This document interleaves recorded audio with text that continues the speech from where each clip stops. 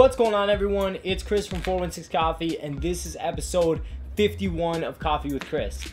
Now, in this episode, I wanted to talk about two kind of roasting philosophies that I see a lot of third wave roasters kind of getting up in arms about, or maybe just differing opinions, and that is kind of the Omni roast and the espresso / drip roast. So, if you're watching this, you're like, what are you talking about, Chris? Here's the deal. Some roasters believe in what's called the Omni roast. So they're like, I'm just gonna roast this coffee, single origin, whatever, the way that I think it should be roasted, and I'm assuming they're doing testing and things like that. But I'm gonna roast this coffee to bring out the best in it, and you can use it for drip or for filter. Sorry, filter or for espresso. That's what I meant. And then the other philosophy is like, hey, we're gonna roast these coffees, and these coffees are gonna be meant for drip, and we're gonna roast these coffees, and they're gonna be meant for espresso. And that's where you see kind of like a lot of places right now, they'll do like two different origin coffees, and one will be like, oh, this is a Costa Rica for filter, and then, oh, this is a Costa Rica for espresso.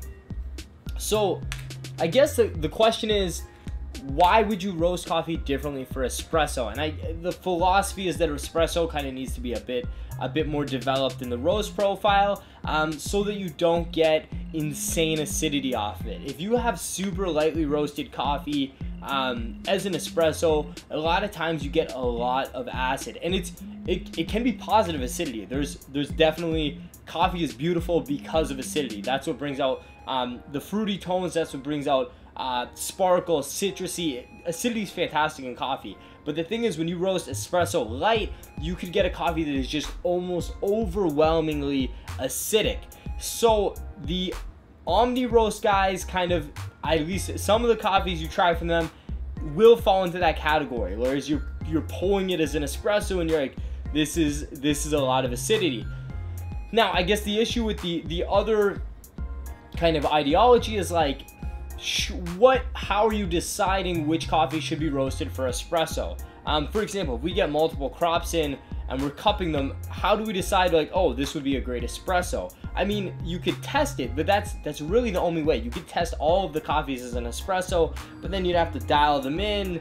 You'd have to, I mean, there's a lot of work that goes with that. So with us at 416 Coffee, I'd say for our single origin offerings, we do subscribe to the Omni roast ideology, whereas we're definitely finding where that coffee likes to be roasted. We're cupping, we're testing, and then once we find out where that coffee likes to be roasted, we're roasting that origin like that. However, we do have a few blends, and one of them is purpose built for espresso, and that is slightly more developed. Definitely nowhere near dark, but it is slightly more developed, and that one is meant to be like chocolatey, molasses, and have a great palate feel and be amazing for espresso. So I just wanted to kind of talk about this because it seems to be a big topic of conversation in our industry. I'm not really sure. I don't think there's a right answer. I mean, I'd be interested to know what you enjoy more. Have you had coffees from people using an Omni roast philosophy and enjoyed them, or have you had single origin coffees that were purpose built for espresso that you've enjoyed? And I'd love to hear what you think. So anyways, thank you so much. This is kind of just an informal rant and explaining the Omni roast versus the separate roast kind of philosophy. But hey, as always, thank you so much for watching. Let me know what you think in the comments below, and I'll see you next time.